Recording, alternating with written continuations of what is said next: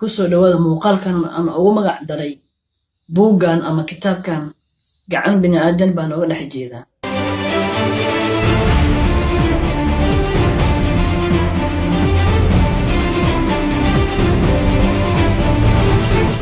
taas oo macnaheeda ah in Baybalka uusan ahayn waxyi xag eebba ka yimid uu yahay shaqo bini'aadan ay qoreen.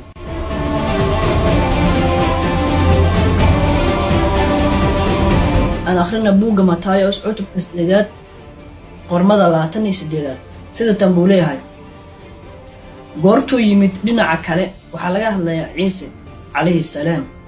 goortuu yimid dhinaca kale oo dalka Gadareni waxaa la kulmay 2 qof oo jinni qaba. Ciise calayhi salaam markuu yimid dalka Gadareni waxaa la kulmay 2 qof oo jinni qaba oo xabaalaha ka soo baxaya.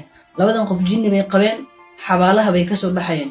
Matayos cutubka 8 qormada 28 wuxuu nagu leeyahay 2 qof bay ahaayeen. bal haddaba aan fiirina asagana Luukos arintaas wuxuu ka dhahay wuxuu inoo sheegay.